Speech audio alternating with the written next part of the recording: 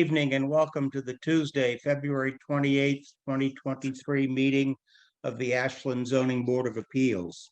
In accordance with the requirements of the open meeting law, please be advised that this meeting is being recorded and broadcast by WACA.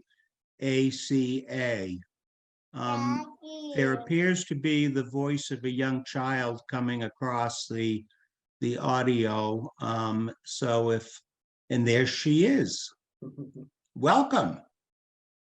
The town of Ashland, in response to the COVID-19 pandemic, is currently following the guidance from the Ashland Board of Health, Massachusetts Department of Public Health, and the CDC regarding the virus and steps communities can take to prevent the spread. In accordance with the governor's order suspending certain provisions of the open meeting law, General Laws, Chapter 38, Section 20, all public meetings can be held or conducted remotely. To participate remotely, there is a Zoom link contained in the agenda that has been posted online, or you may call and dial in on a telephone number that is also listed in the agenda. First order of business will be to call the meeting to order and take a roll call. I, John Trefethen, present. I, Brian Forrestall, present. I, Nathan Band, present. I, Stuart Siegel, present. I, Anton Takamara, I'm present. Excellent. And we are also joined by our town planner, Peter Matchik. First order of second item on the agenda this evening is the continued public hearing for 59 West Union Street, I, Brian continued Forrestall, from our last meeting on February 14th. I'll read the Anton Takamara, I'm present. notice that was published. Excellent. The Ashland Zoning Board of Appeals will reopen and continue the public hearing to hear the petition of Emery Bond of Brandon Bond, trustees of the Island Trust, who have applied to the ZBA to appeal the building commission's determination under Ashland zoning bylaws, section 9.2.2.3. I had to shorten it with such a quick shot. Along with any other sections of the Ashland zoning bylaws, appeals, the building commission, public hearing, for the meditation of Emery Bond, trustees states the recent expansion of the creek was applied to ZBA's appeals in violation of the Ashland. The property in question is located at 59 West Union Street, Assessor's Map 19, Lot 43, in the Highway Commerce zoning district, and party zoning bylaw in this matter to appear at the time and place indicated in the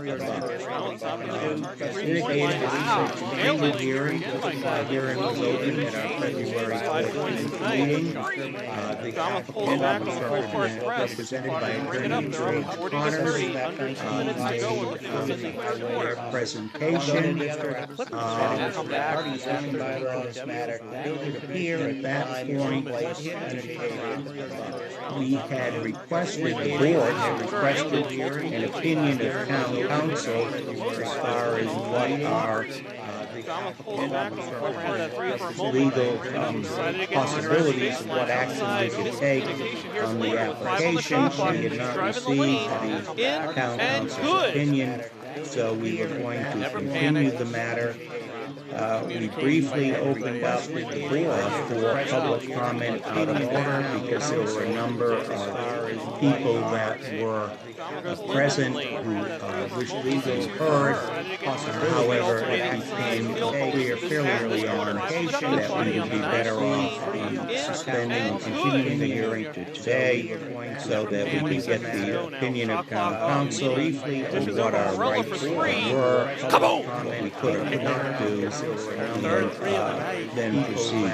We did receive a written memorandum from town council dated February 15th, 2023.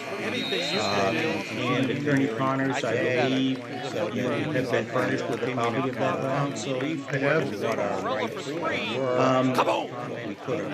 It's my understanding that based on what the town council has said, written memorandum that there are two possibilities. There's the application that you filed to appeal the building commissioner's order November 31st, 2022. It's my understanding that based on what, or you can also seek or apply for a special permit, and you can do both.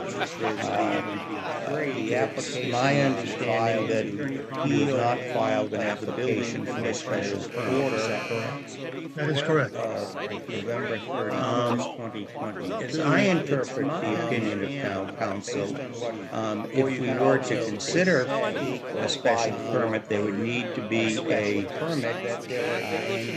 application for a special permit filed, because all that was, the only item that was a notice in the newspaper was the appeal of the building commissioner's decision.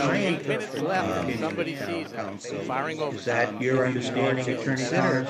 It is, Special yes. permit, there would need to be fellow board members, an application for a special permit clear and on board with that. Shout out to Carrie The Lou. only item that Join the was broadcast. a notice in the newspaper was Airball by Attorney the Connors, Eagles. you did make a presentation Here we go in transition. at the last hearing, but I would ask you if there's anything else you want to say at this point before we move into the portion of the hearing where the board members will ask questions. Give you an opportunity to do that. And for members of the public, once the board members ask questions, the matter will be opened up for public comment. We have received three a portion of the hearing where written public comments to be read into the record, and anyone else who wishes to make a public comment or speak on the matter will have an opportunity to do so as well. The matter of that being said, Attorney Connors, anything further that you would like to, we have received, say at this point? I'd like to respond to town council's memo of February 15th. Be read into the record, and anyone else who wishes to make As a the file speak on the appeal matter will have an appeal opportunity to the do building so inspector's as well. decision. Based on the fact that this is a pre-existing Attorney non-conforming Connors, use. anything further that you would like to have Findings. say at this point?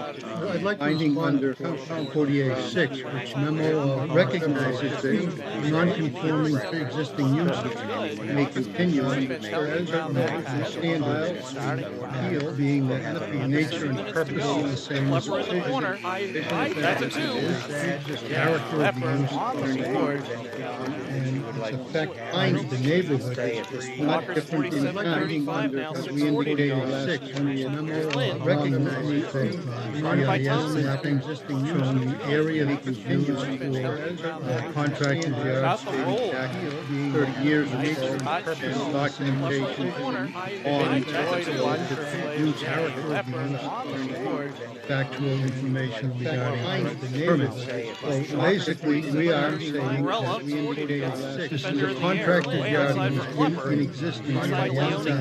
Back outside the lead zone. Wheeling into a triple team. And they forced the turnover. Oh, she read that right back. You're right, she read that. Under that, we can make Needs a some help. finding. There's Klepper. Project factual information proposal permits appeal. Basically, we are where the contracted yard special permits is Take that one though. But that's anything that's going on up there. Wheeling into a triple team. Areas 11 where points for her tonight. The turnover. using 540. for a contract 42-37. Right, she read that. under that evidence for quite some time. That's Klepper. Project factual and proposal permits appeal. Attorney Connors, Where the as I understand what town council has advised us, Up for the there is no such thing as a finding under section 6. There's a law We passed filed an appeal of the building commissioner's order, and if we were to overturn the building commissioner's orders, then you go back to your pre-existing non-conforming use. No such thing as a finding, there's no finding as such under that. The determination is that the building commissioner's decision would be, and if we were to, would be overturned. Unless you go back, your clients will go back to then having a pre-existing non-conforming use. I disagree with that. There's case law, on case law, relative to findings under this particular section. The determination is that the building commissioner's decision would be, 48.6. and if we were to, would The be use that has been overturned. begun Unless you go back, continues, your can clients change, will it go can back change a to little bit. then Obviously, the having contract pre-existing changes all the time. non-conforming I use. think that what is missing in, I disagree with that, is case law on findings. Relative to 48.6, there's quite a bit of case laws on findings, so that people like the bonds don't have to go through a process if something changes on the site. Many sites that have changed substantially in case law, where they've been mothballed and brought back to use, where they've been expanded, where they've been changed from one use to another that didn't constitute necessity of a special permit. So I think that that is missing from town council's letter.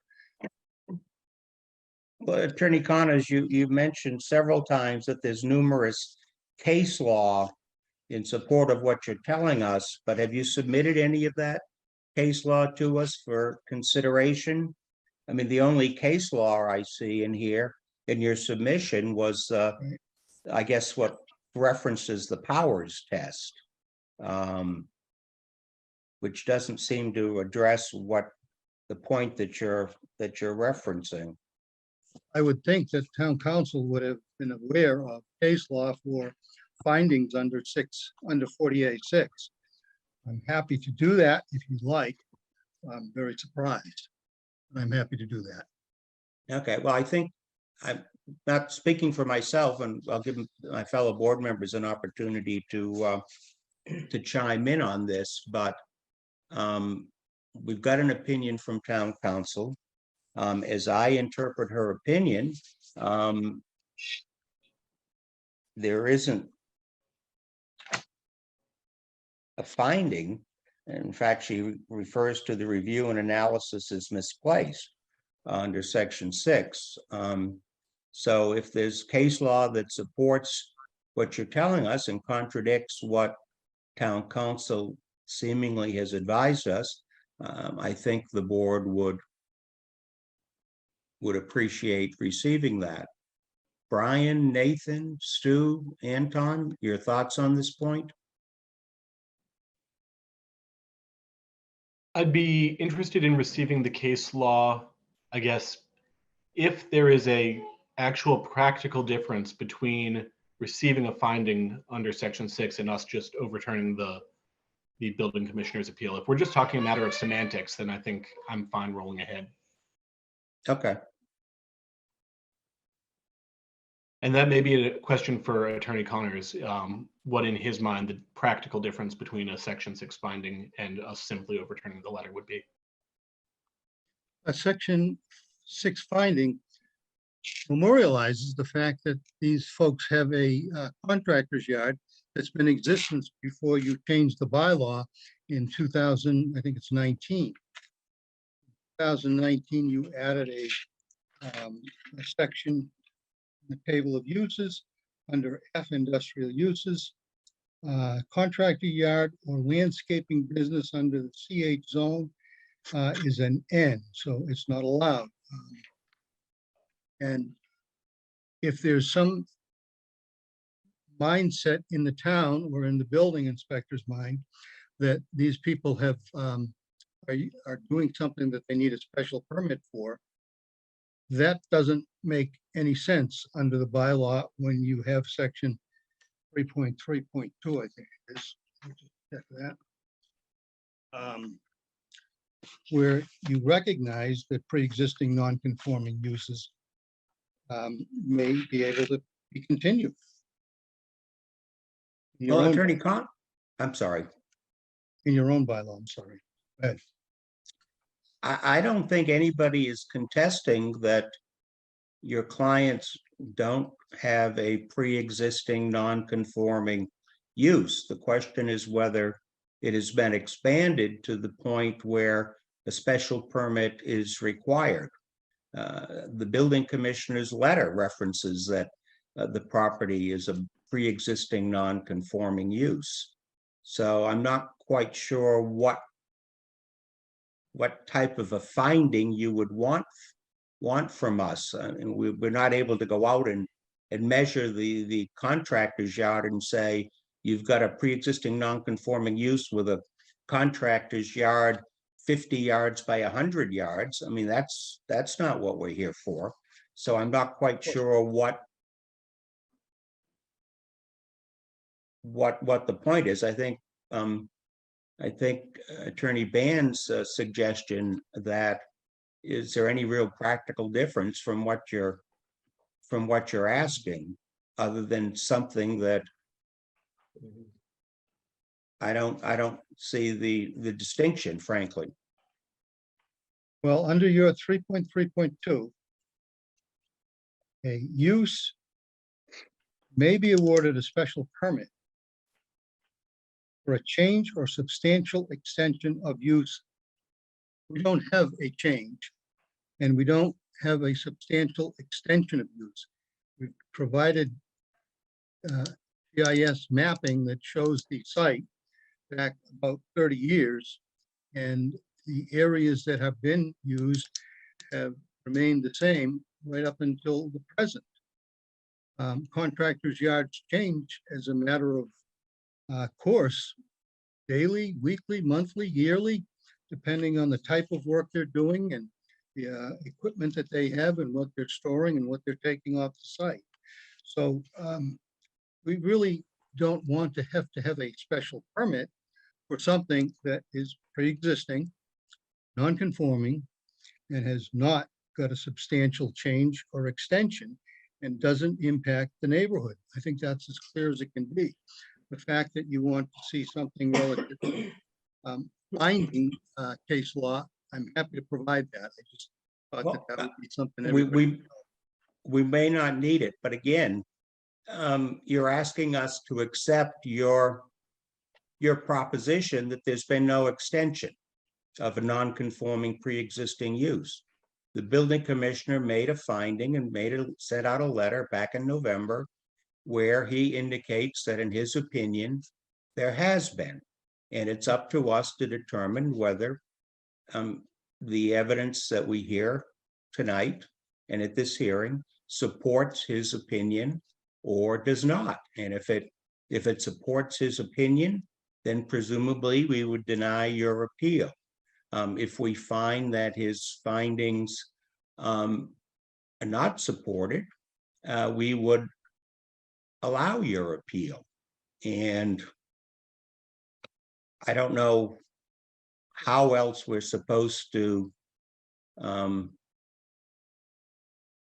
quantify or solidify what the use is. Okay, obviously, if we were to uphold the commissioner's finding, your clients would have a right to file an application for a special permit. I understand your position is that you don't believe that is required, but it's up to us as a board to determine whether his finding was supported by the evidence or whether it isn't, and we would then make a decision based upon that. Understood. Is the building inspector's letter of November 31st, 2022, the first sentence says, "It has been brought to my attention that you have increased your business footprint by having a separate contractor taking up space, the right of the house." That footprint has not changed. That has been in use for, well, decades, I would suggest. Whether it's one contractor or two, I don't think that's a substantial increase. So the building inspector's letter on its face talks about a footprint of use. And the bonds have indicated that they have used that. They've got business licenses from the town.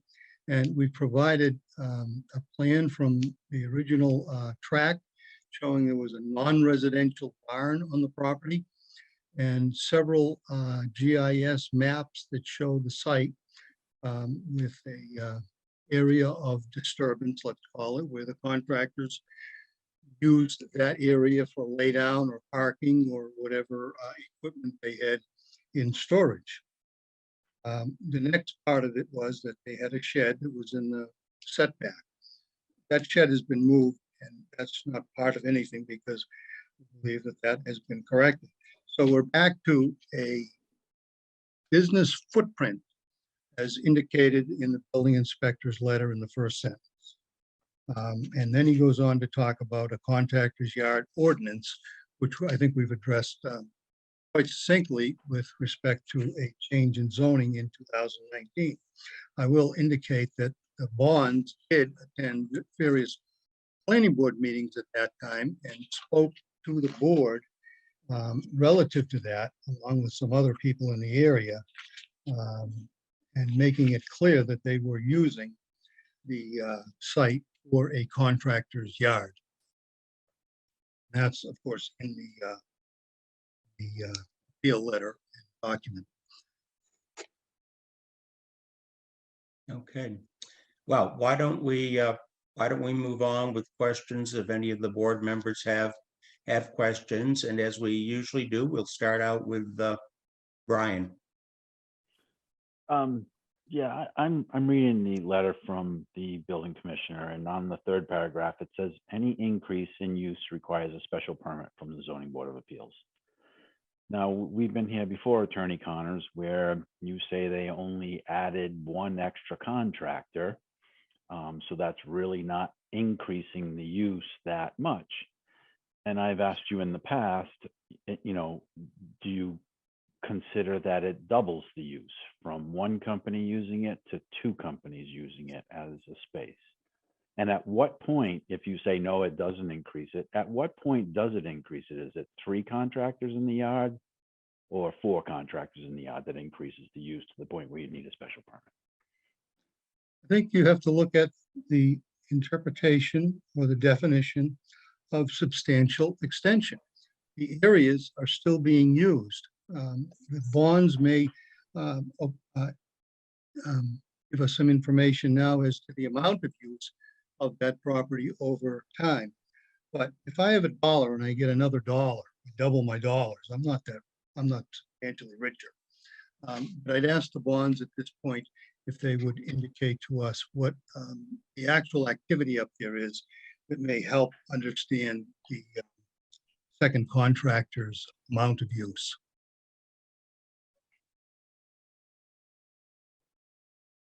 Yeah, so hi. So the area in question, the contractor referenced in the building. Excuse me, would you, sir, I'm sorry, didn't mean to interrupt, but if you could just identify yourself for the record so the tape will know who's speaking.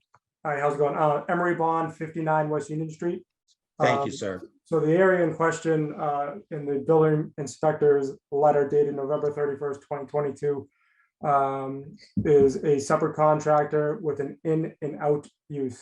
He's in the morning, out to the job during the day, back at the end of the day, and out with a personal vehicle. It's no more than any other dwelling business on the street, if not less.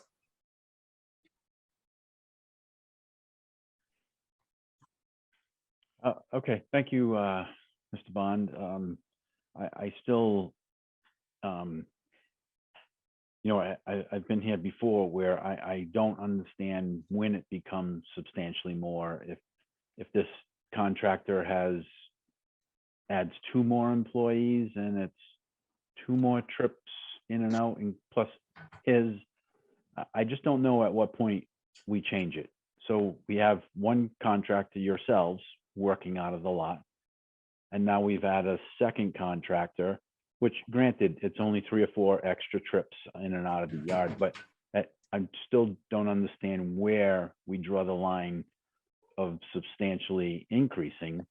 And Attorney Connors, your example of $1 is very telling. But what if you had $100,000 and you doubled it? Would you then be more substantially off? You know, so it's semantics, I think, but it's a real question. When do we go for the special permit to increase what you're doing there?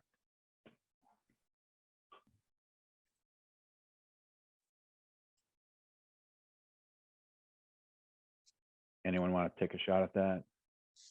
Oh, if that's a question. It's a practical, pragmatic decision. I think that a typical house has 10 trip ends per day. This isn't a typical house, it's a contractor's yard. It's a need in the community. It's in an area that is zoned with a lot of commercial type things. And I don't think it's changed anything in that area, and especially on that lot. That laydown area, call it, in the front, 3 or 4 trips is really less than half of what a residential house would be. So again, it's a pragmatic decision that you have to apply to a landowner in the town and be reasonable. I agree with you on that. But I'm still flummoxed as to what to do if the bonds find another contractor or is approached by another contractor that wants to do the same thing as this second contractor does. At what point do we determine that it's substantially more? Do we do it now, or do we do this next year when another contractor moves in? Or maybe there's never another contractor and it's all fine. But judging from what I see there, it's looking quite built up. It looks like the bonds are improving their space there, and then that's great. But it seems to me that if they want to keep going in this direction, that they should seek permission from the town to expand their business by adding additional contractors to come into their yard. I'm not trying to be a jerk at all. I just don't, I'm assuming someone complained, because I don't think the building commissioner is riding around looking for this stuff. But so I think someone is irritated by it, and I don't know if they're on the meeting tonight, but I'm just wondering how this came to be and how we can do this fairly to make it right.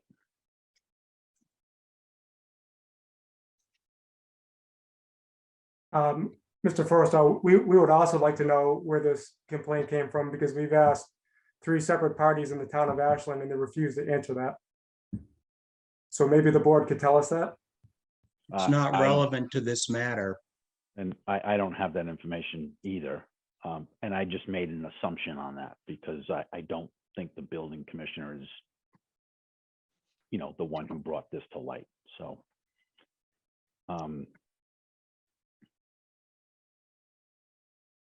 I guess that's all that I have for questions for the bonds. And if the next person wants to jump in, okay. I'm good for now. Okay, Nathan? I don't have a whole lot in the way of questions. I do share Brian's unease about when something becomes an substantial expansion of a pre-existing use. Maybe there's case law out there that answers that. I don't know of it, but it's well outside of my area of practice.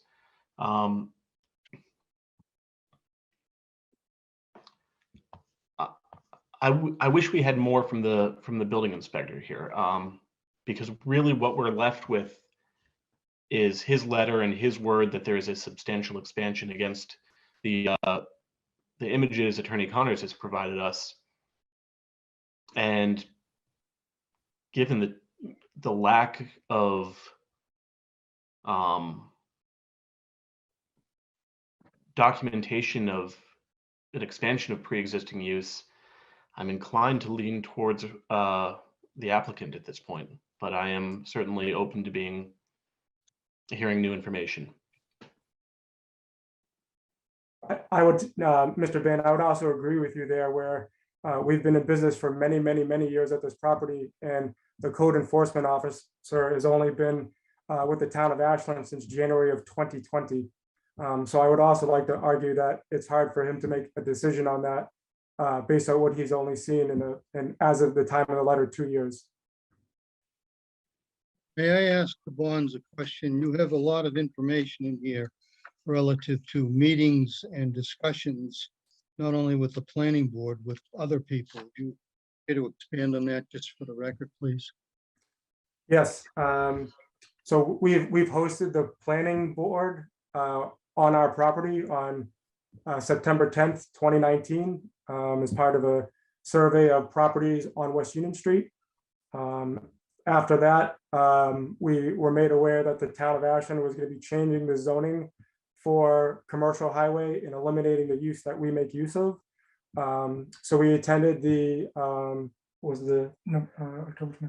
October 24th, 2019 planning board meeting where we spoke to the board about our pre-existing non-conforming use. And then I followed up with a letter to the town planner about our concerns about that use change. And we had a meeting with the town planner and the town manager to talk about this specific use. Not at any of those junctures along the way were we ever questioned about the size of our business or any concerns raised. And the first time we heard about that was this November 31st, 2022 letter, where there's very little information given for the substantial increase in cause. We don't know where the cause is. We've discussed our business use with the previous building inspector, Mike Cristofelli. He saw no issue. He's been on the property. He had been on the property as well and saw no issue. So even going back to when we got our DBA back in 2004, it's a long history here. Nathan, anything further? Oh, I'm sorry, Attorney Connors, I didn't mean to cut you No, off. that was me, Town Planner Peter Matchak. How you doing? Oh. Just for the record, and just to jump in, I'm sorry. But I just checked the planning board meeting agendas and there was no agenda for September 10th of 2019. So it was a site walkthrough. I do not recall that, and so it would have been a posted public meeting, but I just kind of want to make note of that. For the Okay, well, I don't think it's relevant to the issue that we're dealing with here tonight in any event, whether it was posted or it wasn't posted. Clearly, the planning board wasn't on the site for an investigation of the property as to whether it was a pre-existing non-conforming use, that it expanded or not expanded, and that's what we're here to deal with tonight. Nathan, anything further? Yeah, I'd just like to dig in a little bit to the timeline of any expansion that may have taken place. So it sounds like this property at one point was used by a single contractor, and then at some point, another contractor began making use. Can the applicant kind of fill in that timeline for us? Kind of who's been using this place, how many people, when, and what for? Yeah, so I can speak to that. So my brother Brandon and I purchased the property back in 2016, and part of the purchase of the property was to make use of this commercial highway zoning. And that's when we approached the previous building inspector, Mike Cristofelli, to talk to him about use. And that's when in April of 2017 is when we got our first additional tenant. And then through COVID, we lost him through attrition. We picked up another tenant, and then we lost him due to COVID. And then we have the current tenant now that is in the space. All right, thank you. Anything else, Nathan? No, that's all I have at this point. Okay. Stu, how about you? Any questions? Yeah, I have a lot of questions about why the building inspector actually came to his finding. I mean, we don't have too much information about that, except that he says it's a substantial increase. Do we have anything more to go on? There's nothing here before us tonight, other than I believe there are two photographs that were of the property that were taken by the building commissioner that I think will be part of the record at some point. I believe Peter has them and can put them up on the screen at some point if anyone wants them on the screen. If I may, John, going back to that third paragraph in the November 30th letter from the building commissioner, it states, and I don't know if this is fact or not, I can't find it in the book, but it says any increase in use requires a special permit from the zoning board of appeals. So if you go from one contractor to two contractors, is that an increase in use? Despite who called or if whatever the building inspector said, if this is true, and maybe this is a question for Attorney Connors,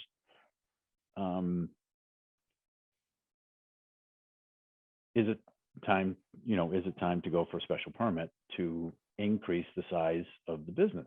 And I congratulate the Bonds on making their yard bigger and getting more people in and helping to pay for the stuff. I agree for it. But I just don't know if it's subtly breaking the law, so to speak, to do it.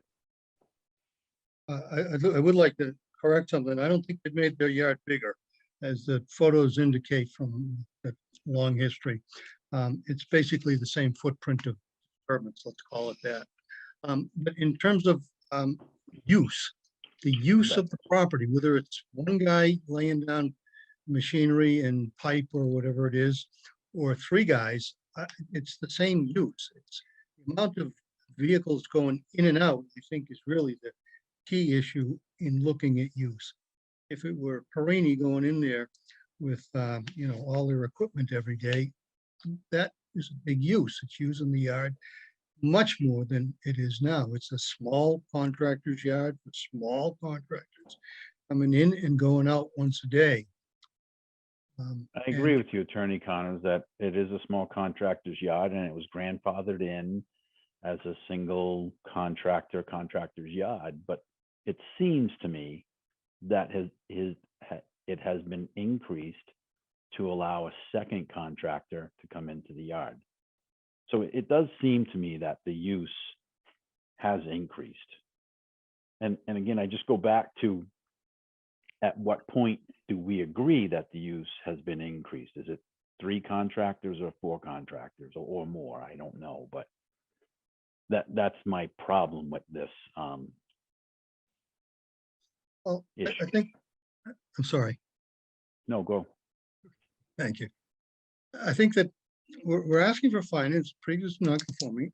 The finding can certainly say second contractor is not an increase in whatever you want to say, pending me giving you some information on the finding and some case law on that. But in terms of it memorializing or recognizing a second contractor on the same ground or something like that, I think that makes sense. 3, 4, 5, 7 contractors, a contractor with 19 people working, I think that makes a difference.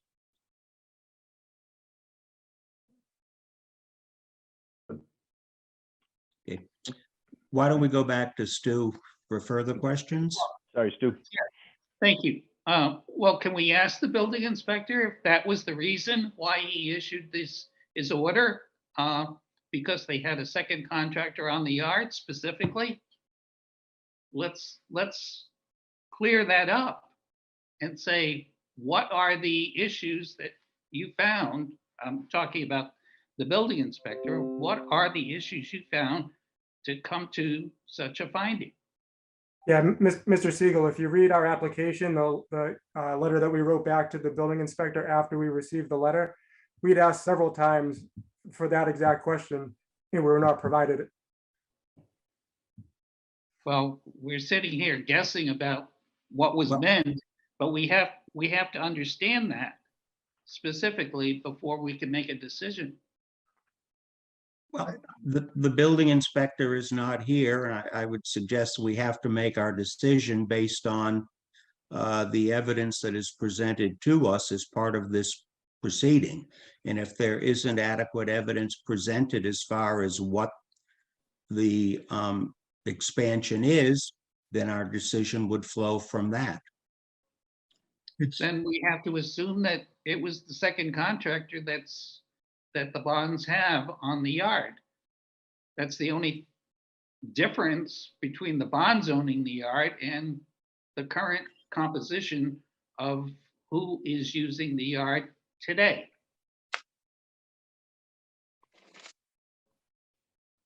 think But we in terms- don't have the building commissioner here.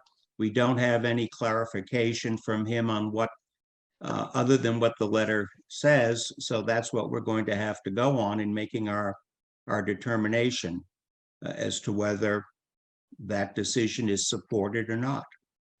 May I make a suggestion that might help?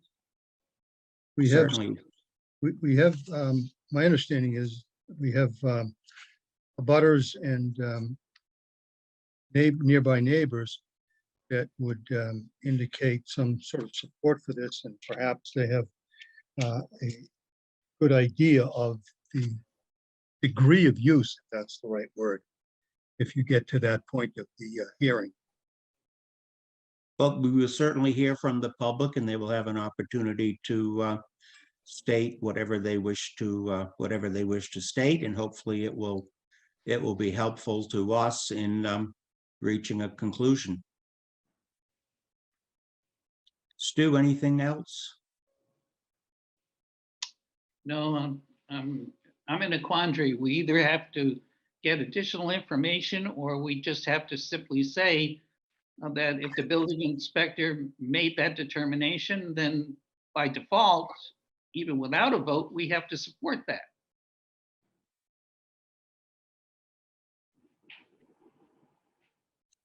Okay, that's one position. Any other questions for Attorney Connors?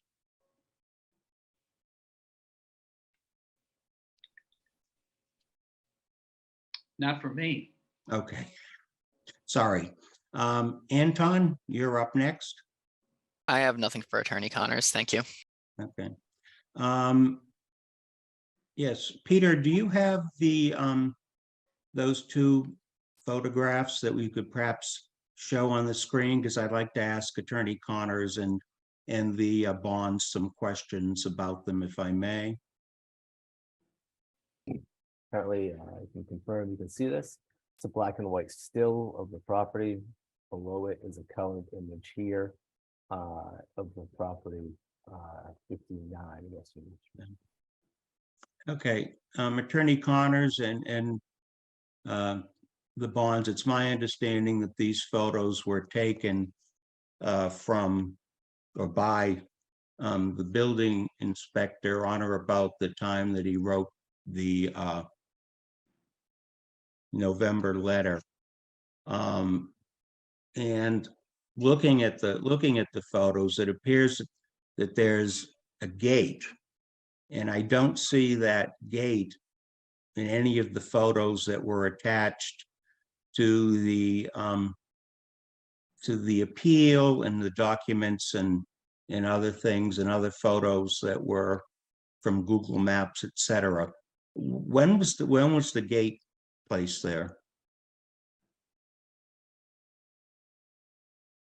It was added in late 22 for security reasons. Okay. And also looking at the same photo, the one that has the gate with the private property, there's a white pickup truck that's backed up next to the house. Is that the pickup truck that belongs to the tenant? Correct. Okay. And looking as you face this photo to the right, which would be to the right, there appears to be a building on that level with two doors. Do you see that? Yes, What is that? that is the shed that was referenced in the letter, and this photo is in its relocated position. When was that shed added to the property? In August of 22. Okay. And did you put the shed there or did your tenants put the shed there? Our tenant put the shed there. Okay. I think it's a lot of questions.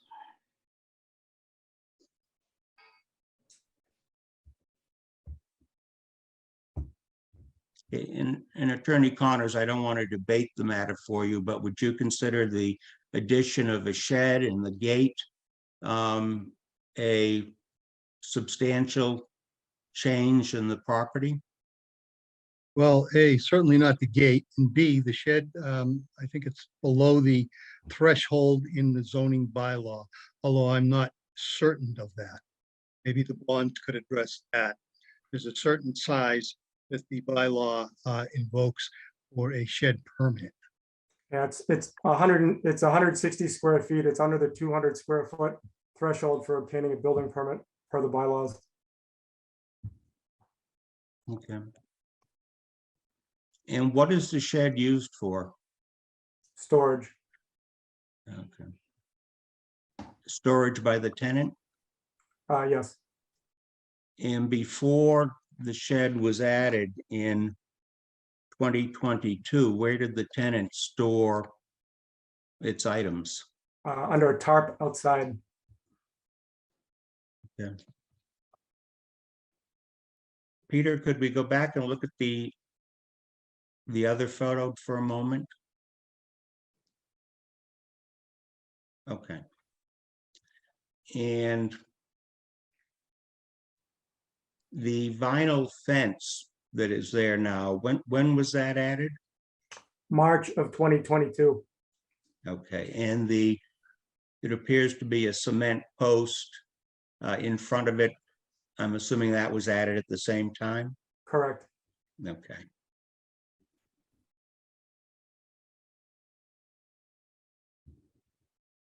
Okay.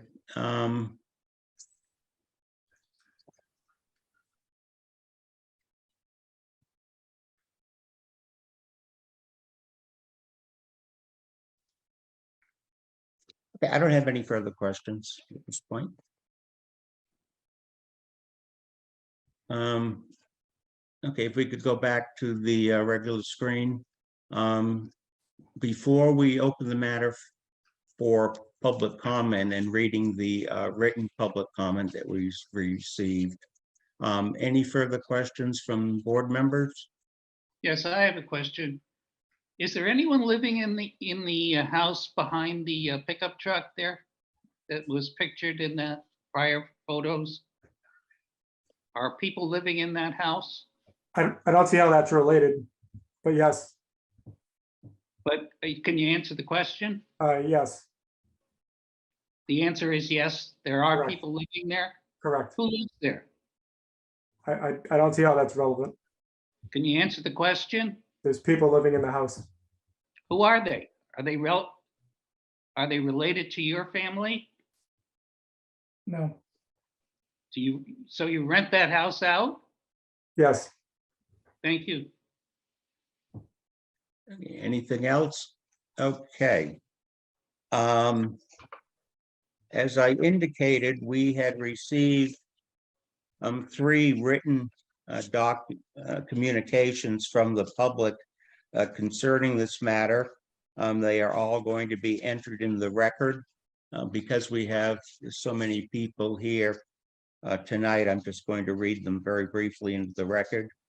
The first is dated February 9th from Jeff Markets, addressed to the ZBA. Attention, John F. Trefethan, Chairman. My name is Jeff Marcus and I reside at 65 West Union Street, which abuts 59 West Union Street. The Bond family have been great neighbors for over 30 years. They have always been informative, respectful, and very considerate with the use of their property. I've never had a problem and consider myself lucky to have Brandon and Emery as my neighbors. Sincerely, Jeff Marcus. Next, a handwritten letter dated February 9th, 2023. Letter of support for ZBA hearing regarding the Bond property at 59 West Union Street. We have known Emery and Brandon Bond since they have lived and owned the property at 59 West Union Street. They have been friendly and helpful neighbors. They also have been fixing up their property, which adds to the neighborhood. Their construction business certainly blends in with the neighborhood with no disruptions. We've never had any issues with Emery and or Brandon regarding their property or business. Signed, Tom and Sandy Ferris, 73 West Union Street. And the last letter received by the Planning Department on February 14th, 2023, from Jeffrey A. Stone, 54 West Union Street, Ashland, Mass., addressed to the Ashland Zoning Board of Appeals. Attention, John Trefethan. Dear Mr. Trefethan, I am writing this letter of support regarding the business/commercial use of the property of Brandon and Emery Bond, trustees of the Island Pond Trust, located at 59 West Union Street, Ashland, Mass. Their petition to be heard by the Ashland Zoning Board of Appeals is scheduled for a public hearing on Tuesday, February 14th, 2023 at 7 p.m. Specifically, the Bond brothers have applied to the ZBA to appeal the building commissioner's determination under zoning bylaws 9.2.2.3, parenthesis, Board of Appeals, close parenthesis, due to the building commissioner's enforcement letter dated November 31st, 2022, parenthesis, exclamation point, close parenthesis. This concerns the property at 59 West Union Street, Assessors Map 19, Lot 63 in the Highway Commerce Zoning District. I have resided at 54 West Union Street for close to 70 years and have known the Bond brothers for their entire lives. Prior to their ownership of the property, my family assisted in the care of the property when owned by Senator Charles and Victor Olson. The Bonds have committed their efforts in maintaining the historical integrity of the property and showed a continual open and transparent collection of facts and information through their attorney to be honest and representative townsmen and businessmen in Ashland. The Bond brothers are caring and respected neighbors. They have strived to create business opportunities for Ashland and have contributed to Ashland town initiatives and charitable causes. They have always looked out for the welfare of their neighbors and assisted all when needed.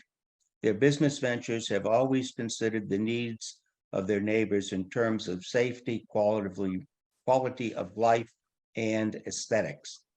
I also wanted to give you context on why the Bonds are having to go to the Zoning Board of Appeals hearing. They have conducted business in their property since 2004, when they obtained a business certificate from the town of Ashland for their contractor/carpentry business. The zoning for the property changed in 2006 from residential to commercial highway. This zoning change allowed for the contractor/landscape yard as a quote, as of right use, unquote, and we took advantage of that use, continuing up to present day.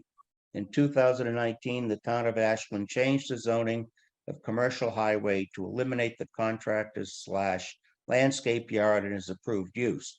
Through multiple Ashland town officials, parenthesis, ZBA, town managers, and legal representatives, close parenthesis, the Bonds have maintained the highest levels of integrity and diligence while continuing to state their right of fair business practices. I hope this letter will attest to the strength and merits of Brandon and Emery Bond and will be considered towards a positive outcome of their petition to the Ashland ZBA.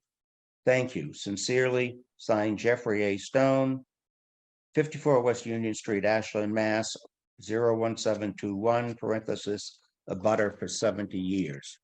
And those are the three written public comments that we have received. If there are people in the audience tonight who would like to be heard, if you would please either raise your hand or click the hand button on the Zoom. It's at the bottom of your screen. Please do so, and Peter Matchik will allow you into the meeting. Looks like I see three three hands being raised.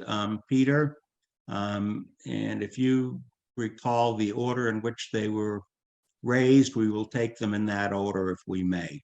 Okay? Yes, Mr. Chairman. Just a note, we did receive, the planning office did receive a email from an abutter at 5:43 this evening.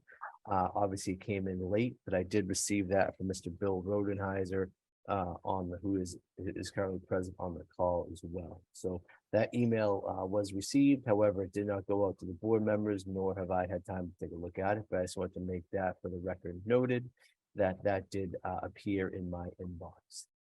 With that said, I do want to open up the meeting to Mr. Mark Dissoni first. Mr. Mark Dissoni, can you please unmute yourself and introduce yourself with your name and your address? Okay, thank you. Good evening, Mark Dissoni, 49 Hawthorne Road. I was on the February 14th meeting, and I was saying a couple of questions about construction and stuff like that, but this has nothing to do with that. It's got to have the question with the letter, and the response from town council, and the steps that's going to be happening throughout the next weeks to come. The building inspector letter, where they got sent out, did the building inspector letter ever have bullet points to point through to what made him frame that letter to be put out tonight?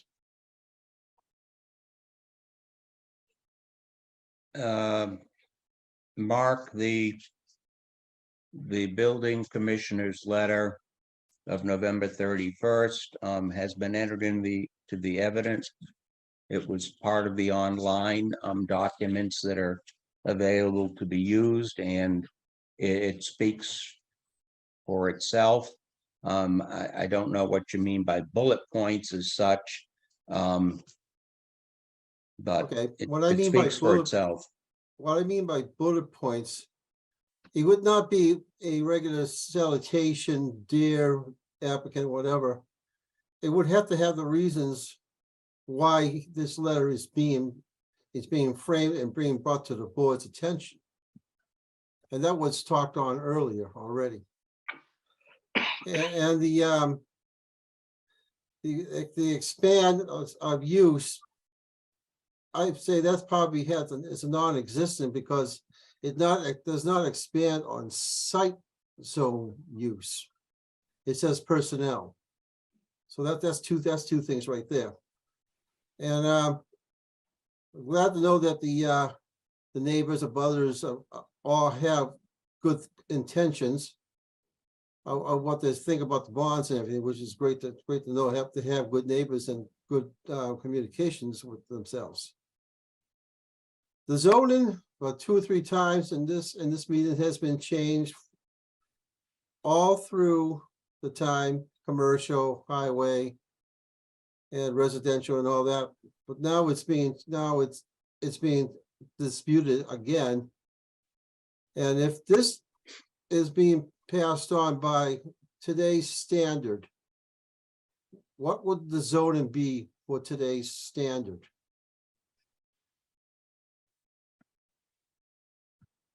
This is in a commercial highway district. And the bylaws, the zoning bylaws provide what uses as of right are available for a commercial highway district. Okay, and we consider Route 126 a highway?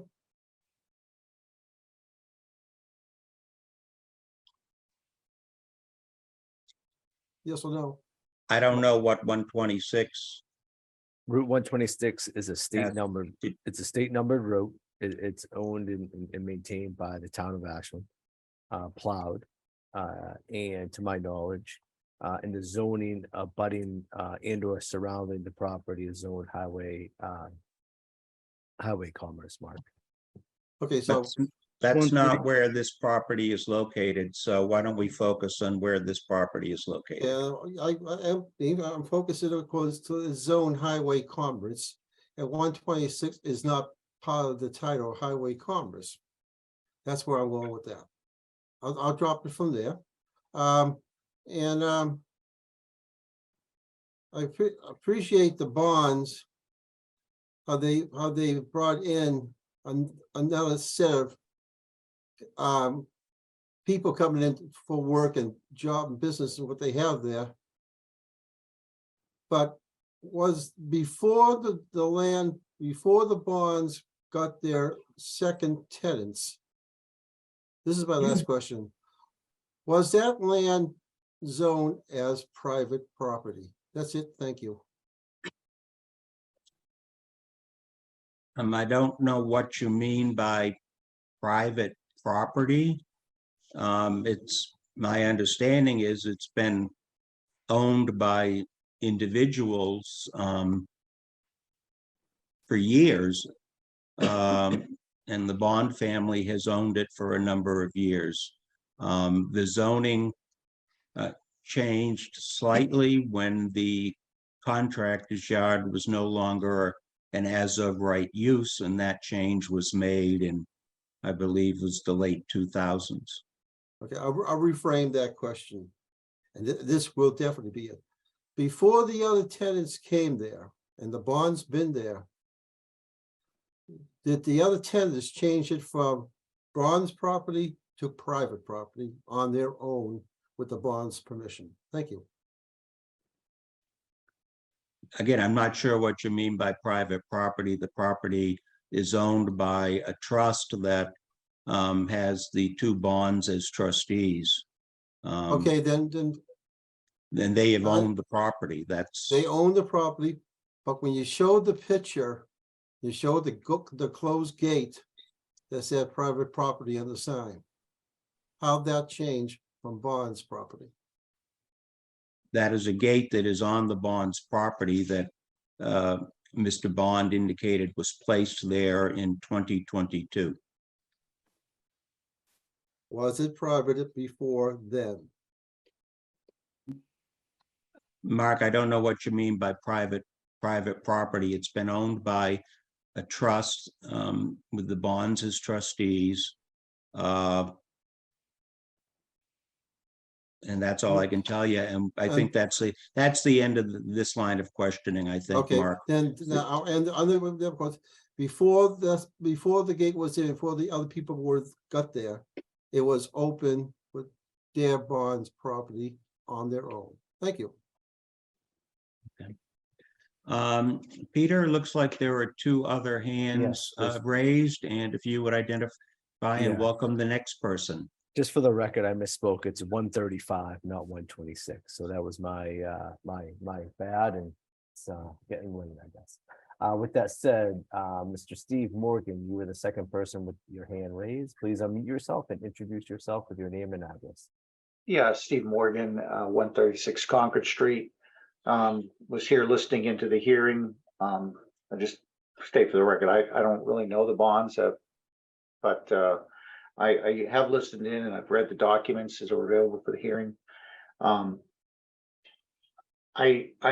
concerned with the ZBA. I want to make sure the ZBA follows the rules, right? So I think I heard some questions here. I think there's a genuine question as to what the use of the structure is. It's clearly a single family home. The pictures that were presented had lawns associated with the before, even from the ones from the attorney. And so, here we now have a modified, we've taken lawn, we've put down pavement, built buildings, built fences, built, sheds. I had an experience with the town myself about repairing my front deck and had to have a permit. So my first question is, does the town have permits for all this work? And was there a site plan review of this property?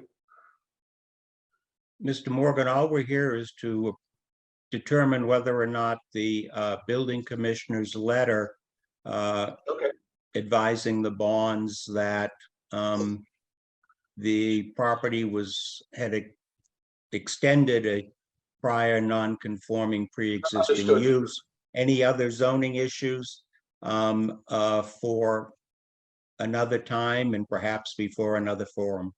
Yeah, so I understand that. I'm merely asking the question for information because there is a process by which you know, a use is expanded and permitted.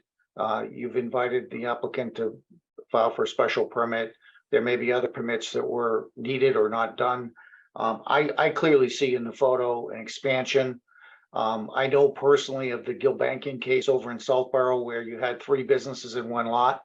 And they were made to remove a business because it was not per zoning. It was an expansion of an existing non-conformance just next door in the next town. So, you know, I think there's a genuine question here whether this is a residential building in a residential use with an accessory business or whether it's a business with an accessory residential use. I think it's very unclear what's going on at the property.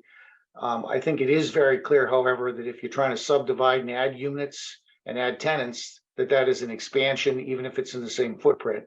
When people convert a 2-family, it's the same size, it's the same dollar, et cetera, as per the examples. And when someone divides a residential building or a commercial building into 2 units, that's a change in use. It's not grandfathered in. There's absolutely no reason why it would be. It's the same exact footprint. It's now multiple businesses in one location. You know, I don't think there's a free pass there. I think maybe that's, can't speak for the building inspector, but I think he did put that in his letter that there was an expansion of a tenant. So I think to my mind anyway, that's clearly an expanded use, even if it's the same size. I would also comment on the question of parking here. It appears that the parking requirements are different for an expanded use. And so if we have, you know, multiple businesses operating out of a lot, now you need more parking per the zoning. And so that again is also an expanded use of the property to have more cars, not just trips coming in and out, but actual parking spaces to support the businesses and the tenants that are there.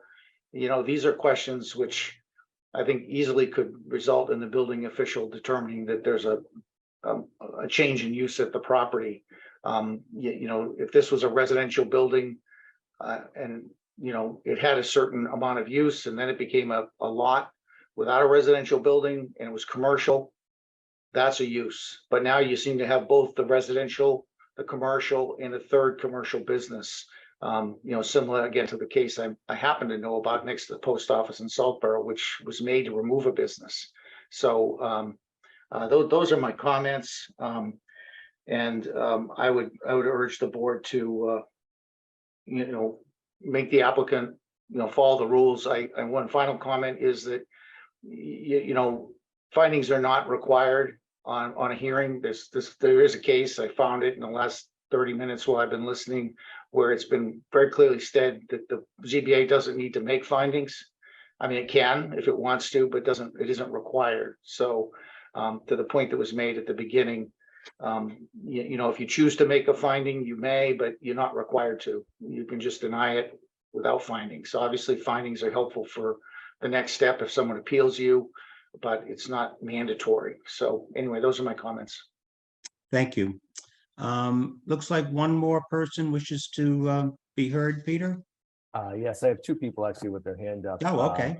First, Mr. Steve H. Mr. Steve H., please unmute yourself and introduce yourself with your name and your address, please. Hi, my name is Stephen Hickey. Can you hear me okay? Loud and clear.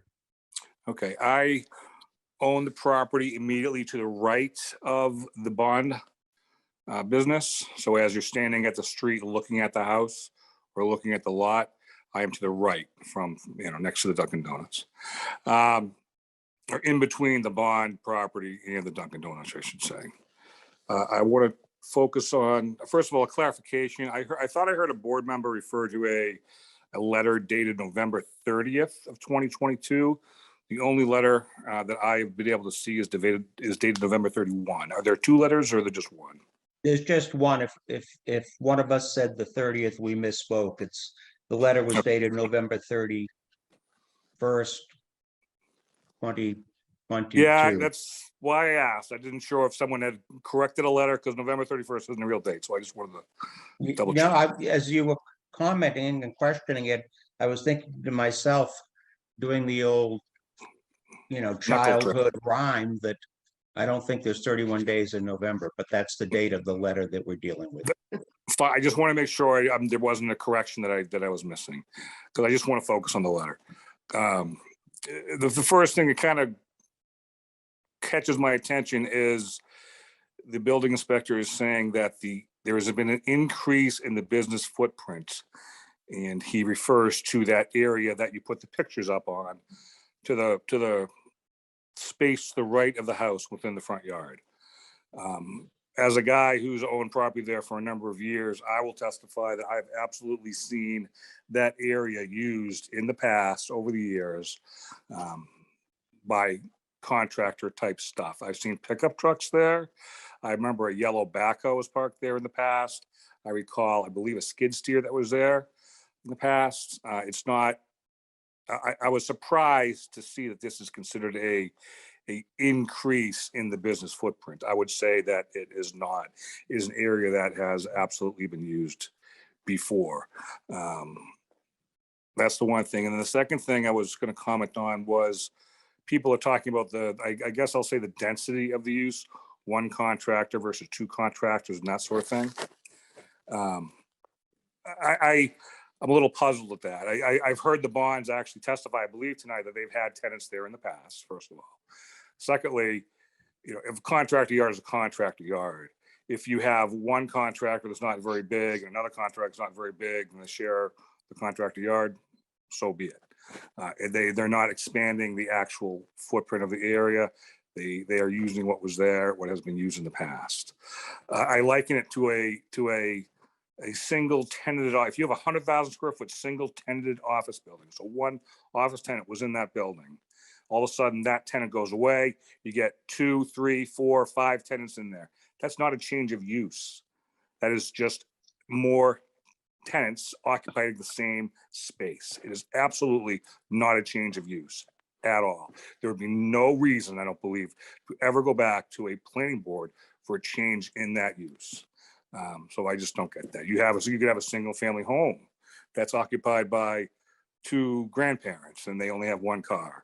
Then all of a sudden that single family home changes hands, is sold to a family that has 3, 4, 5 cars. Again, not a change in use. It's a higher density, but it's not a change in use. I don't even think this is a higher density. So that's my take on it. If you have any questions for me, please fire away. Thank you for your time. Anyone have any questions for Mr. Hickey? I can't interpret that marked question, so we will, unless you can understand it, Mr. Hickey, we will move on. Thank you for your comments. Anyone else Yes. wish to be heard? Mr. Peter Barberi is the last person with the hand up. Thank you, Mr. Chairman. Peter Barberi, attorney with Fletcher Tilton. I represent 81 West Union Street, and Bill Rodenhauser, who will talk about the submission that Peter mentioned he gave to the board late this afternoon. Bill owns 81 West Union Street, which is a number of doors down from the project, although it abuts it in the back of the property. First, I want to say we're not in agreement with the building official's initial determination as the non-conforming use. We understand that's not a matter before the board tonight. What is before the board tonight is the question as to what was the use in 2019 at the time of the change of the bylaw that made this non-conforming use as determined by the building official substantially different from what it is today. If you look at the photographs that the applicant even submitted to you, if you look at the ones in 2018, you look at the other ones, they have substantially increased the area that has been previously used. They cut down all trees, they cleared the site, they're making use of a lot more property than they were in 2019. Also, the photographs, and even the photographs going way back, do not show any heavy equipment, tractor trailers, anything else on the site. At best, in 2019, the Braun brothers were using the house for an office, and they had their own pickup truck. They were not running equipment out of that site on a daily basis. They were not storing equipment there on a daily basis from the viewpoint of construction equipment. If you look at some of the photographs, there's cones, there may be concrete blocks, there may be construction materials, but there was not construction equipment on that site until most recently, and certainly after 2019. Again, the other photographs show that the area in the front of the building to the right of the house that they showed you the photographs on, that hadn't been used. That was cleared after that fact. So looking at in the other aspect from the viewpoint of it is the use of the building. Now, the only thing we found in our investigations is a building permit for a two-family use. The Board of Assessors who are required to inspect that property have classified and continue to classify that property as a residential use. So in 2019, again, at best, there was an office in the building. Now you're running a construction equipment company out of the building. That was not a use that was on that property in 2019. There are significant differences. The shed is a new position that's there, wasn't there. And all of this, as far as we can tell, has been done without permits. So what we're seeing is, to be honest with you, a disregard for the Ashland bylaw, which says if you clear more than 5,000 square feet of land, or you change the use of the property, or add a requirement for 6 more parking spaces, all of which they've done over the last 3 and 4 years to circumvent the bylaw. They do it in a piecemeal basis and then turn around and say it's not substantial. You got to look at what was there in 2019, compare it to what is taking place now in their own photographs, and the photographs and the points you made, Mr. Chair, from the viewpoint of the shed and the truck and the living in the house. I think another person made that point. Those are all substantial differences from what the property was and how it was used in 2019. So I'll let Bill take you through the photographs and the observations. But again, there was no truck traffic running in and out of there on a daily basis in 2019 or even before that. So go ahead. Can we share the screen to show you his memo? That'd be up to the chair. Peter, can we do that? We can make them the co-host, yes. All right, so You bit Mr. Rodenheim, Mr. Barbieri, Mr. No, Rodenheim. let's get to the right one. You do have the ability to share your screen. So this is Bill Rodenheiser, who's the manager of 81 West Union Street LLC. hi, good evening, everyone, and thanks for hearing me. First of all, for reasons I have no idea, I have not been noticed on an abutters list. I don't know whether that's our responsibility or how that's happened. So the first I heard of this meeting on the 14th was I was shopping to head away on a ski trip, and a friend called me and said that there was a meeting regarding my property. Dropped my stuff, tried to get on the call, no idea what was going on, but realized it wasn't my property, but 59 West Union. Then headed away on vacation for quite a while with my family, got back late, and really have had quite a hard time trying to put this together. So that's why you saw the submission late. I'm sorry for that. I would just as soon have it entered into the records, but because it's not really allowed, I guess I'll probably have to just read my commentary. Tuesday, February 28th, 2023, to Town of Ashland ZBA, and to whom it may concern, regarding the public hearing of tonight at 59 West Union Street from the West Union Realty Trust. Below, please find some photos with commentary, and it's our intention to have this detail to be part of the information we'll share with the board this evening. And what we're showing here is some of the site conditions that currently exist. You can see the photo there, and then above. Excuse me, Mr. Odenheiser, none of the photos are on my screen, at least, so I don't know if anybody else is seeing photos. Okay, hold on, here you go. Can you see that now? Yes. Okay. Okay. And out of respect for some of your comments, Mr. Chair, I understand that some of the things here I may skip over, because I understand, to your point, no sense. There are some issues that are not pertinent, and I respect your point, so I'll move along as quickly as possible. So above 59 West Union Street, this is a photo taken 8/28 of 19. It shows the sidewalk hazard to children walking from school with broken asphalt, truck traffic coming in and out of the property, street erosion resulting from no appropriate asphalt in place or proper drainage mitigation via storm scepter as typically required. Moving on to the next picture. we have a picture now from the 22nd. The left driveway. Well, this is the left driveway, but it still accesses around the back of this house. And you can see a continued degradation of the surface with, again, no mitigation, no erosion controls, nothing in place. And then the next photo below is a photo taken on 7/22/22 showing an expanded use of the property with the new activity never seen before in the front of building of 59 West Union Street. Specialized equipment creating hazard to traffic and sidewalk access to the school. And everybody needs to keep in mind, this is like the major thoroughway for kids to walk back and forth. You can actually see in the background of this picture, the traffic being held up at the light there.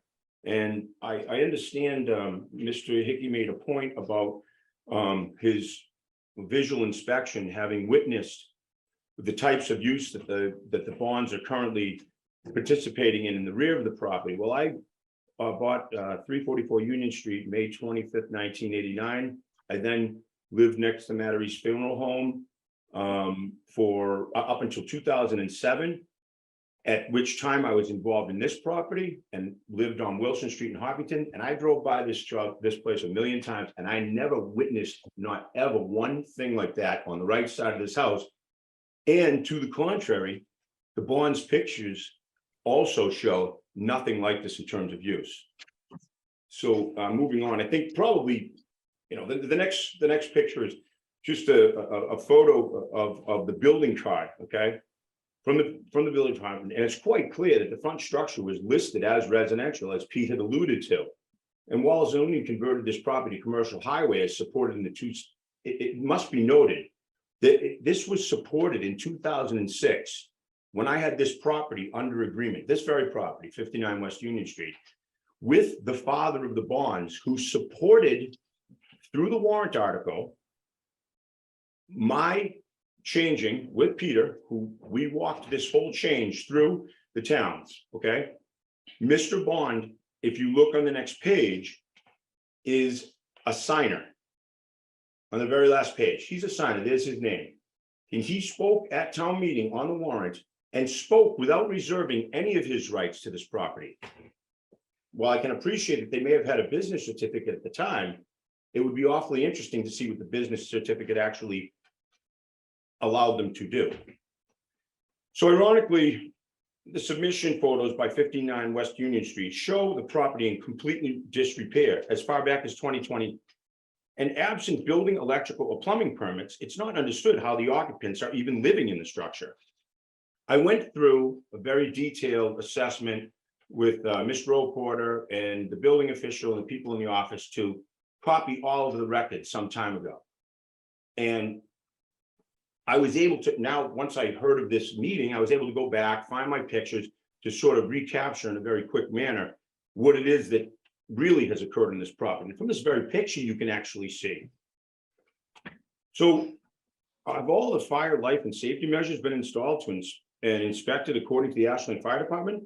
Is there an appropriate means of secondary egress for those utilizing the basement? Those people that I've witnessed going in and out of the basement, late at night, early in the morning. And then below, again, from the submission package from 59 West Union Street, this plan shows significant work, including walls that could likely be within the town setback or safe offset to the sidewalk.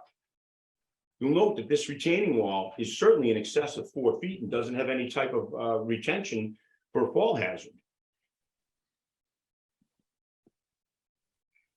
And the picture also shows continuing damage occurring to the sidewalk without mitigation in the area where children walk every day to and from school. It's also clear from the previous picture that more extensive land clearing has been done in the right rear of what is expanding into a construction parking area, likely requiring planning and conservation approval for land disturbance, earth removal, and drainage permitting. Unfortunately, despite the commentary by the owner on the photo of no change in the footprint of the area present, the present day photos versus those over time do not support this comment.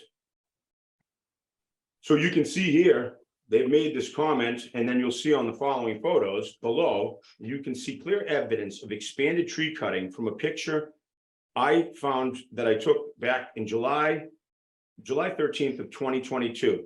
And the clearing, along with heavy equipment used for moving stumps and soil to expand the area. The industrial type of equipment also remained on site as part of this new tenant's use. So you can clearly see these trees that are cut. If you look in the foreground of the tree that's been cut, you can clearly see that there's been earth moved there. Then you see the mini excavator there.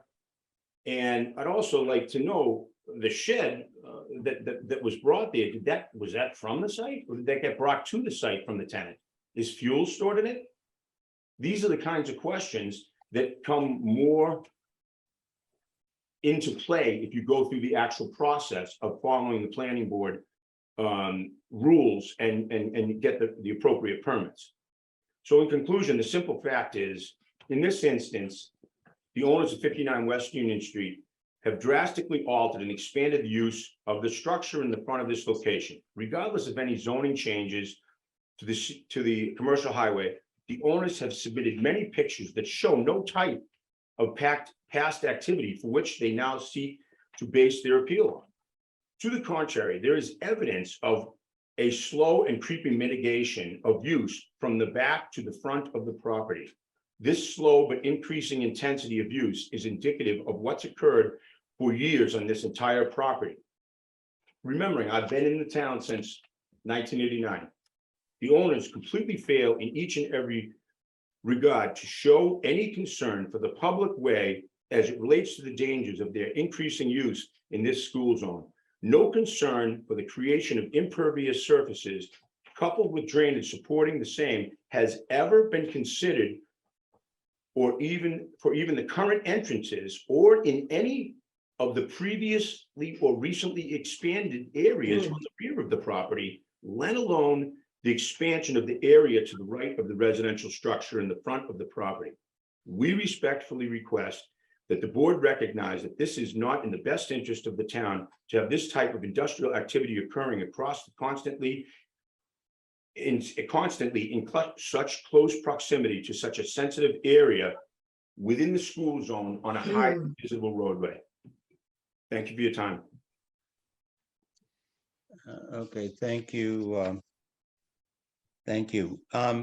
Just to address your question about notice not being received, the abutters list that was provided to the applicant for 81 West Union Street lists the owner's name as WSP Storage Ashland LLC with a mailing address of a P.O. box in Alexandria, Virginia. So that is where notice would have been sent.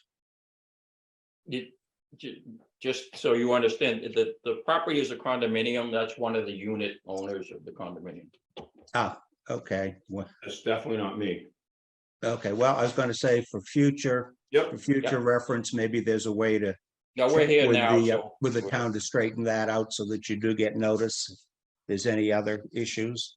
No, I think we're going to do that. My office sent it to Pete's office, so Okay. we'll get it updated. Thank you. I'm going to No, give. again, in collusion from our perspective, I think the photographs show a totally different picture from what was there in 2019 to what's there now in the activity. I don't think you can deny that the activity has expanded totally into new areas, both in the nature of the house as well as the lot. Okay, before I give Attorney Connors an opportunity to respond, any questions from board members for this particular public commenter? No? Okay. Attorney Connors, do you wish to respond? I believe that the GIS photos from a vertical perspective, looking down on the land, will support the position that the Brandon and Emery Bond have not changed that site and expanded it. Okay. All that being said, I don't see any further hands being raised for public comment.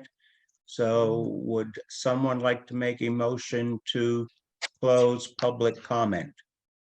Would I be able to make one statement prior? Oh, to- certainly, Attorney Connors. Are you going to want anything on a finding under 40A6? Well, I think that's something that the board members are going to discuss when we get into our discussion stage, which is usually what happens. We close public comment, then we enter into discussion, keeping the hearing open, where we will have an opportunity to discuss the matter, ask you questions, you'll have an opportunity to answer, and then we'll move into deliberation. And given what has gone on tonight, I am going to suspect that deliberation will not take place tonight, but will take place at our next meeting, because we may well want some of the information that you've indicated is readily available and to submit to us, because we certainly are going to give you and your clients every opportunity to present your case on this. Any of the board members, someone want to make a motion to close public comment? So moved. Is there a second? Seconded. I, John Trefethen, vote in favor. I, Brian Forrestall, vote in favor. I, Nathan Band, vote in favor. Stu? I vote in favor also. And Anton? I vote in favor. Okay, so public comment is closed and moving into discussion. And again, this is not deliberation. With deliberation, the three board members are the sole voting parties, but with the discussion aspect or phase of the hearing, all of the board members are encouraged to participate. You know, I, for one, would like to receive and review the case law that Attorney Connors has indicated he could provide to us on the issue of findings. I also would like to have an opportunity to review the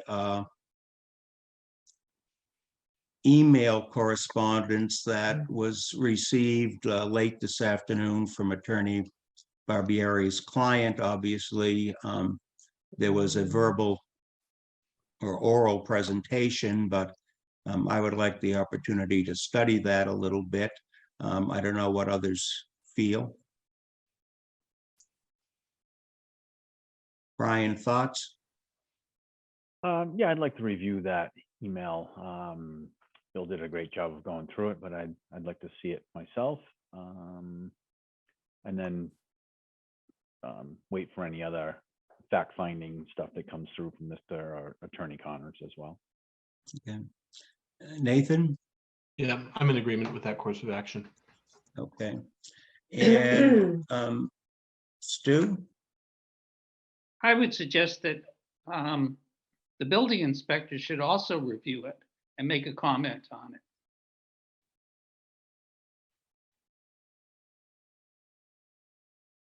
Well, you know, we're dealing with the building commissioner's decision dated November 31st, 2022. And you know, I don't mean to be an ostrich with my head in the sand, but that really is our focus, and not what he considers with further documentation or evidence that was not available to him and was not considered by him at the time he made his determination. So I think for better or for worse, we are left with his letter and his determination, and then it's up to us to consider all of the evidence that's been submitted as part of this hearing to determine whether his decision should be upheld or whether it should be denied. Anton, your thoughts? I guess I don't want to rehash the point, but I kind of to Stu's point, I'm less interested in having the building inspector review the materials that have been submitted, as just clarify what his original basis was in November of 22 for his ruling. Okay.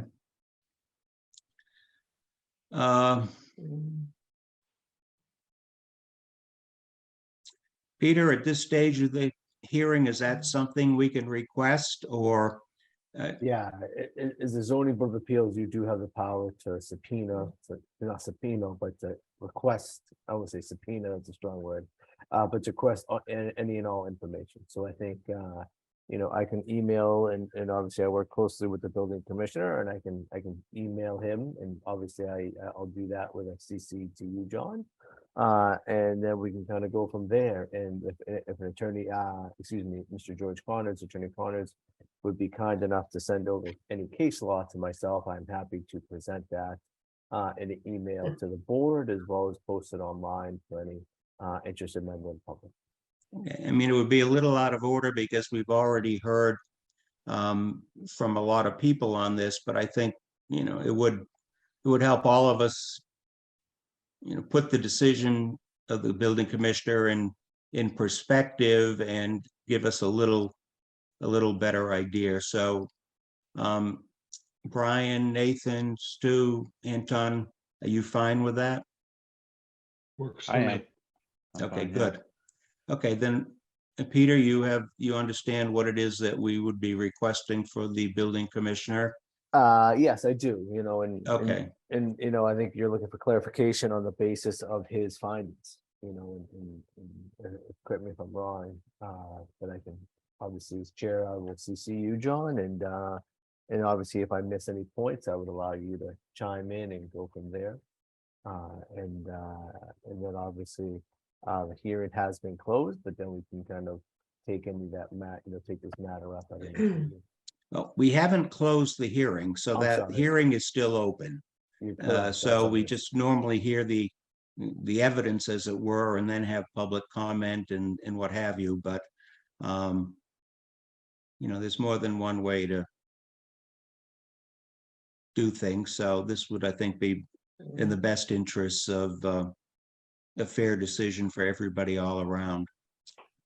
That being said, our next meeting would be Tuesday, March 14th. Attorney Connors, are you and your clients available on that date?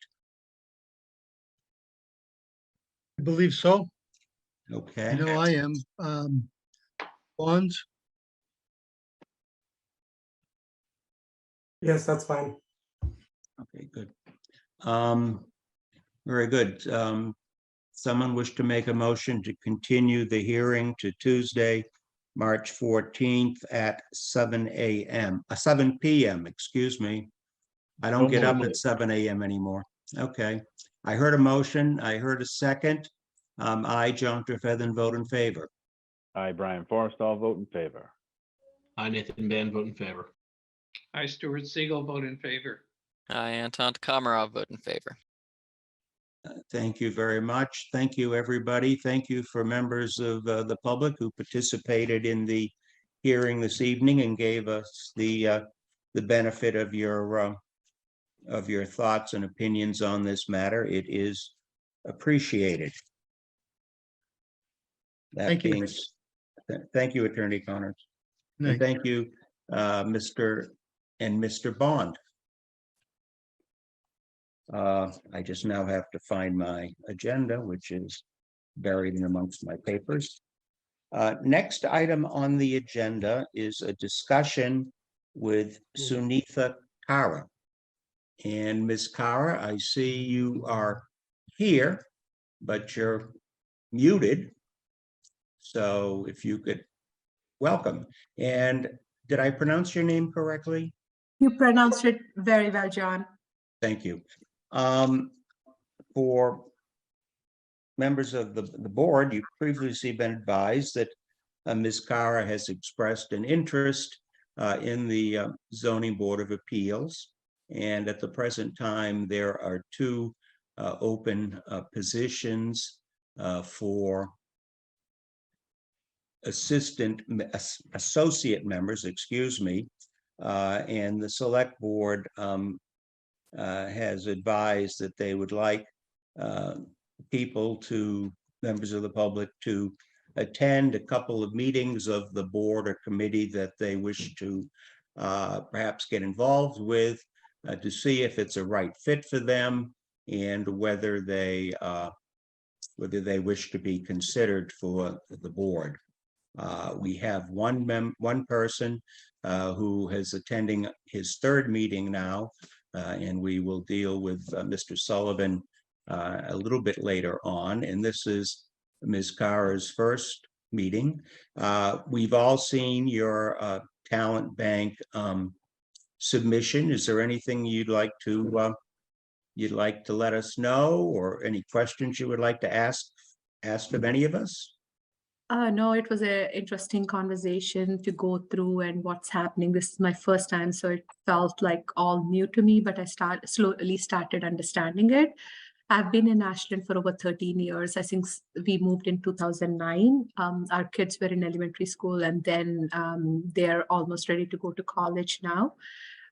It's nice to see so many people like discussing everyday problems from the town we all live in. Okay. And what brought your interest to the Zoning Board of Appeals? Not sure yet, I think, John, to be honest. Okay. Well, your first meeting had a hearing that was quite involved and perhaps a little more intense than some of our hearings are. Board members, anybody have any questions for Ms. Cara? I don't. Okay. Welcome and thanks for considering. Yeah. Thank you. As I said, as you heard, our next meeting will be March 14th, and you're welcome to attend that and see the end result of the hearing that you saw this evening. As I said, the select board requests a couple of meetings before they would look to us for, if you were interested in joining, and we're not presupposing that after all of that you've seen in a couple of meetings that you're going to say, yeah, that's what I want to do, or you'll go, no, because I know in your talent bank form, you had expressed an interest in several other committees in the town, all of which had, I think, openings that could be filled. So we hope to see you again on March 14th. We hope we didn't scare you away from any further participation with tonight.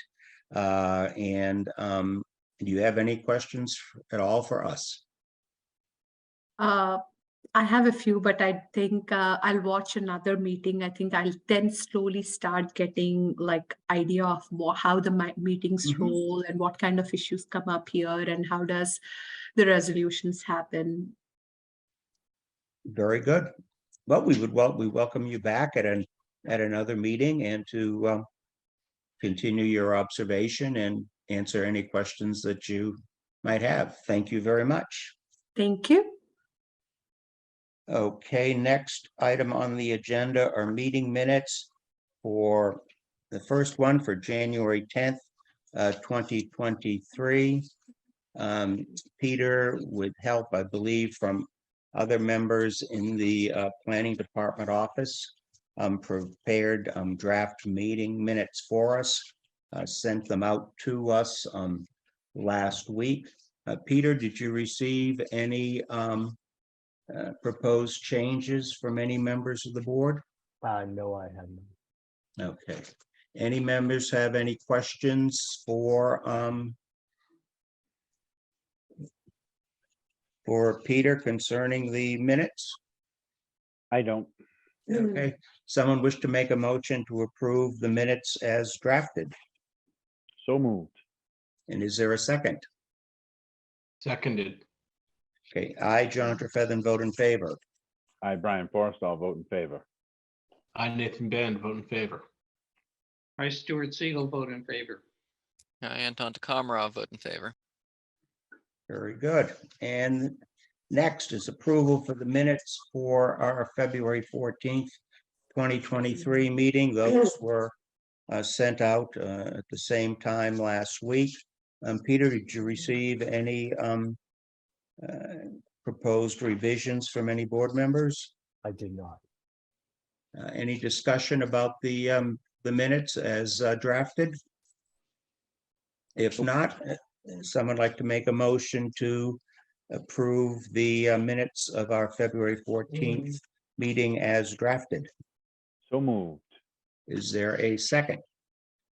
Seconded. I, John Trefethan, vote in favor. I, Brian Forrestall, vote in favor. I, Nathan Band, in favor. I, Stuart Siegel, vote in favor. And I vote present, I think, because I was not there. Okay, very good. And that will be noted. Thank you, Anton. Next item on the agenda is staff updates and administrative matters. As an administrative matter, we do have with us tonight Ryan Sullivan. Ryan had expressed several months ago an interest in joining the ZBA and submitted a talent bank form. And this is his, I believe, third meeting that he has attended tonight. The first one, we did almost nothing. The second one, a little more involved. And then this one, we really got involved. Ryan has expressed an interest in joining the board as an associate member, and having attended 3 meetings, I think he meets the select board's desire to get familiar with things. I asked him if he wanted to be considered to be for an appointment, and he indicated that he did. And I believe what we do is, we discuss the matter. We ask him any questions. We discuss at a public meeting whether we would recommend Ryan to fill the position. And then as the board chair, I send a letter to Susan Orobi at the select board with our finding of either recommendation or non-recommendation, as it were. And then the select board, if he's recommended, the select board would interview him at one of their meetings and hopefully approve his appointment. Ryan, could you tell us, I know we've all seen your talent bank form, but that was several months ago. Can you tell us just a little bit about yourself? Certainly, thank you. Yes. Can you hear me okay? Yes. Great. Okay, great. So I'm a resident of Ashland. I've been here since January of 2016. Have 2 children going through the Ashland school system. I am an attorney, first admitted back in 2003 down in Virginia, but have been practicing in Massachusetts since 2005. My practice has been primarily focused on construction and real estate, as well as some bankruptcy, but presently I exclusively deal with construction, working as a director of legal for a developer. I have quite a bit of experience dealing with land use, but not a ton of experience outside the city of Boston in terms of zoning. So I think my background will be useful if I am fortunate enough to be appointed. And obviously, with this being my town, I have an interest in all the matters that come before the board. So would be happy to answer any other questions about my background or anything else. Questions, anyone? Not from me. No. Ryan, the only question I have is respect to the developer that you work for. Is that a company or an entity that would come before the Ashland Zoning Board of Appeals, for instance? I think it's hypothetically possible. I'm not aware of any potential project. Well, first of all, we're a general contractor, so we would typically be hired by a developer to do construction. We wouldn't be the ones petitioning. Although there are some occasions where we do development directly. I don't anticipate any in Ashland where we exclusively do affordable housing throughout the country. So it's not something that it would be the size project that I see a feasible space for at this point. Okay, very good. Well, let's have a discussion. It seems to me that Ryan has all the qualifications to be a very good associate member of the ZBA. I think we could certainly use, I don't want to have the board overwhelmed with attorneys, but more can't hurt, as we found out at our last meeting when we got into the sticky wickets of the law. People's thoughts? Ryan, do you deal with plans of buildings and stuff? Can you read blueprints and so on? I can, yeah. I mean, obviously, it's not a day-to-day skill that I have to engage in, but certainly it is something that comes up quite a bit, and I'm certainly comfortable with reading plans. Great, that's a plus. Yes, a definite plus for those of us who are plan challenged, as it were. Not referring to Brian, but to myself. Again, my thought is that he is perfectly qualified and would be an excellent associate member. And I would think we should encourage the select board to appoint him. I agree. Nathan? Yeah. Stu? I agree with your assessment, Okay. Mr. Chairman, and we should move his application forward to the select board. Excellent. And Anton? I agree. Okay. Somebody like to make a motion that we I guess solicit the appointment of Ryan Sullivan as an associate member of the ZBA and authorize me to send a letter to that effect to the select board. So moved. Is there a I second? second that motion. I'm sorry? I second that motion. Okay, thank you, Stu. I, John Trefethan, vote in favor. Aye, Brian Forrestal, vote in favor. Nathan Band in favor. I, Stuart Siegel, vote in favor. Anton Takamara, vote in favor. Excellent. Ryan, thank you very, very much. We will send the email off to Susan Roby in the select board office in the next day or so, and I am sure she will be in further touch with you about your appearance before the select board. I believe they're meeting both in person and via Zoom and sort of a joint meeting. So however they set it up and however is most convenient for you, I'm sure. Excellent. Thank Well, you. thank you all. Appreciate it. We look forward to seeing you. Thank you. Same here. Thank you. Thank you. Bye-bye. Take care. And Peter, any other staff updates or administrative matters? I just want to tell everybody that we welcome a new assistant. We welcomed the new assistant planner yesterday, the town of Ashland. He is not on the call, however, he will be stepping forward once he gets some experience helping staff, boards and committees within the town of Ashland, very similar to what Emma, our past assistant planner, was doing. Second, I just want to make a note, a previous project that came in front of the zoning board of appeals, 0 Sewell Street. They have changed the plans. And actually this project was denied. The regarding the variance. Because it was a duplex on they were requesting to build 2 duplexes on 2 lots down on Sewell Street. However, because of the finding of zoning board of appeals, the applicant cannot bring the project back within 2 years unless, under Mass General Law, they apply to the planning board to state that there's been a significant change in the application, and then the project can then come back before the planning board. I just want to note that the project has been reduced and or has been changed, proposing a single family house on each lot.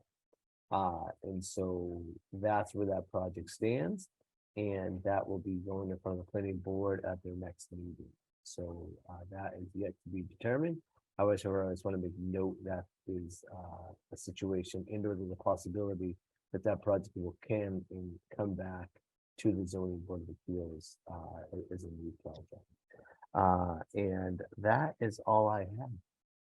So Peter, my understanding is it goes before the planning board and they have to approve it going before the ZBA again. Correct. They have to make a finding that there's been a substantial change in the project Okay. before it can be reapplied. And so there's a statute, I can send it out, but it's the first time actually I've ever had to deal with it in my career. So Okay, it's kind of we had an issue a number of years ago where this came up. Where we went through this process. I don't remember the address, but it had to go before the planning board for them to make a finding. And they found in the affirmative, and then it came back before the ZBA. Okay. Anybody have any questions of Peter? If not, a motion. Couple I'm quick sorry, questions. yes. A couple quick questions for him. In the case of Sewell Street, wouldn't it have been better if they dismissed without prejudice and then changed the plans and came back? Is that what a better route would have been than to have us, because we indicated that we were gonna, I know. You know, I just want to caution us about the open meeting law and discussing items that were not specifically itemized on the agenda for a street address and something that may apparently come back before us. Yep, duly noted. That was all. Yeah, I just withdraw my question. I'm just very cautious about that. I don't blame you at all. I don't blame you at all. Okay. Yeah. That's it. I move we adjourn. I just want to make just one more note. I would just give everyone a heads up. Obviously, we're meeting on Zoom. We haven't met in person in a very long time. I'm keeping my eye out on when that Mass General Law and/or emergency order may expire. So just to give everybody a heads up, it's going to be coming up in the news a little bit more as different towns are still doing different things. Ashland only the zoning board, in Ashland only the select board and the school committee are meeting in person. Everybody else has stayed on Zoom. I'm sure there's more to come out through the legislative process, but I would just let everyone know, obviously, be alert. Obviously, it could be in the news, could be in the newspaper, but the order is starting to kind of wrap up a little bit. Do I believe that there's going to be an extension? 100%, because obviously Zoom has changed the way people can participate both remotely and within the public hearing process. So just be aware that could be a story in the headlines within the next few weeks. Okay, thank you. With that, Peter, can I ask you a question? Sure, Steve. If the decision is to go back to the town hall and a member of the board does not want to do that, can they still participate via Zoom? I believe so. We would have to promote a hybrid method, and we've done that. The select board has done that. I've done that in a couple meetings where they're both in person and online. So I think the technology is there to do that, Steve. Thank you. I heard a motion to adjourn, but I didn't hear a second. So is there a second? Second. I, John Trefethen, vote in favor. I, Brian Forrest, I'll vote in favor. Nathan Bandit in favor. I, Stuart Siegel, vote in favor. And Tom DeCamara, vote in favor. Thank you. Thank you, everybody, and good evening. Thank you, Good night, Wacom. everyone. Evening, Thank everyone. you. Thank you, Waka. Good night.